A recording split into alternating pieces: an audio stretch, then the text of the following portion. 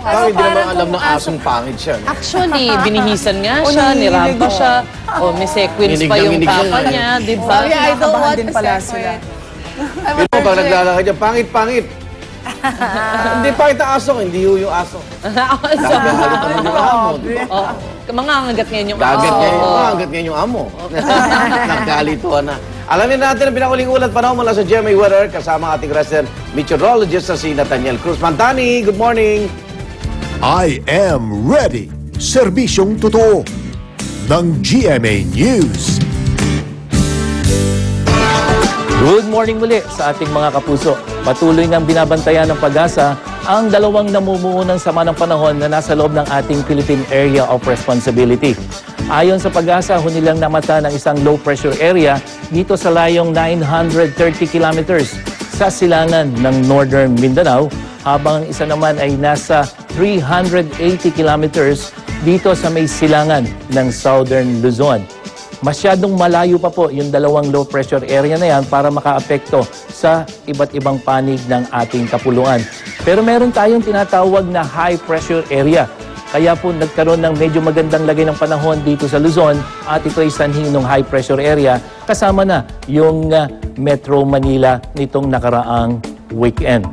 Narito naman ang magiging lagay ng panahon sa iba't ibang panig ng ating bansa. May mga konting pagulan dito sa Lawag at sa Baguio. Mapapansin nyo, mataas pa rin yung temperatura dito sa may Lawag, 32 degrees. Pero dito po sa may Southern Luzon, kasama ang Metro Manila, mayroon na tayong konting mga pag-ulan dyan. Kasama na ang dito sa buong Kabisayaan. Tuloy-tuloy yung magandang lagay ng panahon pero may mga pag-ulan pa rin at mainit ang temperatura. Gayun din sa Mindanao, kalat-kalat na dagliang pag-ulan at pagkulog-pagkidlat ang ating inaasahan at mainit din yung panahon. Katulad na lamang dito sa may Cotabato, 31 degrees Celsius. Dito sa Metro Manila, asahan po natin ang posibleng pag-ulan sa umaga pa lamang 30%, pero habang nagtatanghali yan, 80% ang posibilidad ng pag-ulan at hanggang sa gabihan, mataas din ang posibilidad.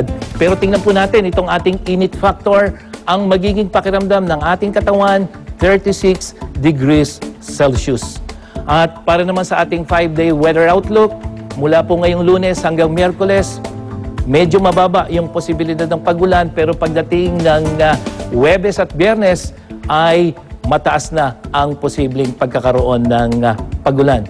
Samantala, ngayong umaga, sumikat ang araw, 5:29 ng umaga at muling lulubog naman mamayang hapon, 6:28. Ano man ang panahon, magplano, magsiguro, makibalita sa GMA Weather. Ako po si Nathaniel Cruz para sa I Am Ready, serbisyong totoo ng GMA News. Kamukha nila yun. Okay. Good morning po mga kapuso. Ito na ang maaga nating chika ngayong Monday morning. Pambansang kamao Manny Pacquiao umalis muli ng Pilipinas. Tumulak na papuntang Los Angeles si Manny at ang kanyang asawang si Jinky para sunduin ang kanilang mga anak. At bago raw sila bumalik sa Pilipinas, pupunta muna ang pamilya Pacquiao sa Israel para sa shooting ni Manny ng isang Hollywood film.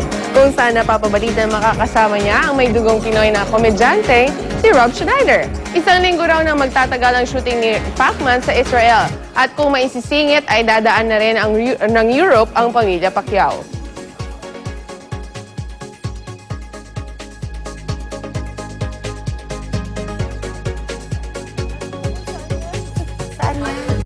Okay, kaya para po sa mahalagang balita, informasyon at syempre masayang morning gimmick. Tuloy-tuloy ang pagtambay dito sa Unang